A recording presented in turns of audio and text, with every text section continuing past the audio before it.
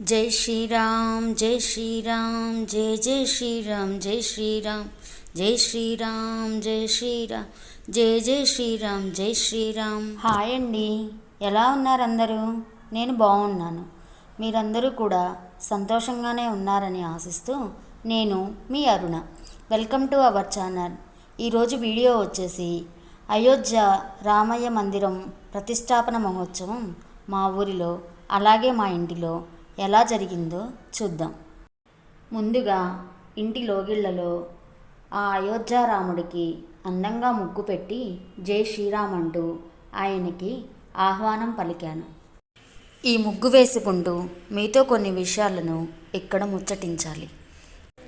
మనందరం మన నిజ జీవితాల్లో ఆ రామాయణాన్ని అలాగే ఆ రామయ్య తండ్రిని ఫాలో అవుతున్నామా అని ప్రతి ఒక్కరూ ఎవరికి వారే ఆలోచించుకోవాలి.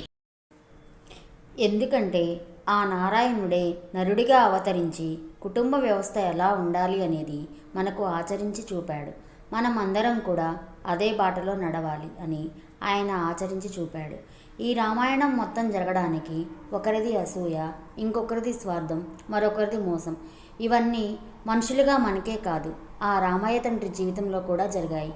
కానీ ఆయన మనలాగా ఆవేశపడలేదు, ఆలోచిస్తూ కూర్చోలేదు. తన తక్షణ కర్తవ్యం గురించి ఆలోచించాడు కనుకే అన్ని కష్టాలను ఆయన తేలికగా దాటగలిగాడు. తెల్లవారితే చక్రవర్తి అవ్వాల్సిన తన పదవిని తృణప్రాయంగా వదిలి తన తండ్రి మాటను నిలబెట్టాడు. ఆ పదవి మరెవరికో కాదు, తన తమ్ముడికే అని తమ్ముడి మీద ప్రేమను చాటాడు.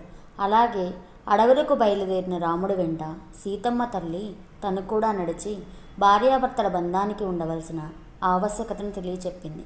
ఇంకా లక్ష్మణుడు అన్నగారికి సేవ చేయడం కోసం అడవులకి బయలుదేరి తన సోదర ప్రేమను చాటుకున్నాడు.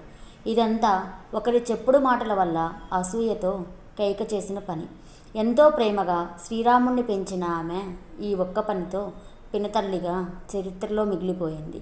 ఆమెకు పుట్టిన భరతుడు మాత్రం పదవీకాంక్ష లేకుండా, అన్నా నువ్వు లేకపోయినా నువ్వు వచ్చేంత వరకు ఈ 14 సంవత్సరాలు నీ చెప్పులే రాజ్యమేలుతాయి అని తన చెప్పులు సింహాసనం మీద పెట్టి అన్నగారు ఉన్నట్టే అనుకుని అన్నగారు వచ్చేంత వరకు రాజ్యపాలన కావించాడు. ఏకంగా ఒక తమ్ముడు అన్న వెంట అరణ్యాలకు నడిస్తే మరొక తమ్ముడు అన్న చెప్పులతోనే అన్న వచ్చే వరకు రాజ్యపాలన కావించాడు. అన్నదమ్ముల ఐకమత్యం ఇలానే ఉండాలి అని చెప్పకనే చెప్పాడు ఆ రామయ్య తండ్రి. ఇంకా ఆంజనేయుడు స్వామి భక్తి ఎలా ఉండాలో నేర్పించాడు.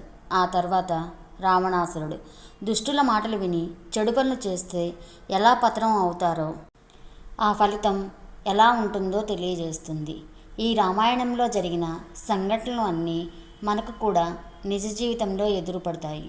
అలాంటప్పుడు పరిస్థితులకు కుంగిపోకుండా ధైర్యంగా నిలబడాలి. ఏదో సంవత్సరానికి ఒకరోజు వచ్చే ఆ శ్రీరామనవమి జరుపుకుని రాముణ్ణి స్మరించడం కాదు, ఆయన ఆచరించి చూపిన ధర్మాన్ని మన నిజ జీవితానికి అన్వయించుకుంటే చాలు. ఒక మంచి మనిషిగా మనం కూడా బ్రతకవచ్చు. దీనికి చేయవలసిందల్లా మనం ఆడంబరాలకి పోకుండా మనకున్నంతలో జీవించాలి. మన తల్లిదండ్రులని మనం గౌరవించాలి. ప్రతి రూపాయి న్యాయంగా ధర్మంగా సంపాదించాలి. మన తల్లిదండ్రులను మనం గౌరవిస్తేనే మన పిల్లలు మనల్ని గౌరవిస్తారు. ఇవన్నీ మనం పాటిస్తే చాలు. ఆ రామాయణాన్ని మనం భవిష్యత్ తరాలకి అందించినట్లే అని నా భావన. నేను చెప్పిన వాటిలో ఏమైనా తప్పులు వినబడినా కనబడినా క్షమించగలరని ఆశిస్తూ మీ అరుణ. మీ అందరికీ ఉపయోగపడే మరో మంచి వీడియోతో మళ్ళీ మీ ముందుకు వస్తాను. Thank you for watching this video.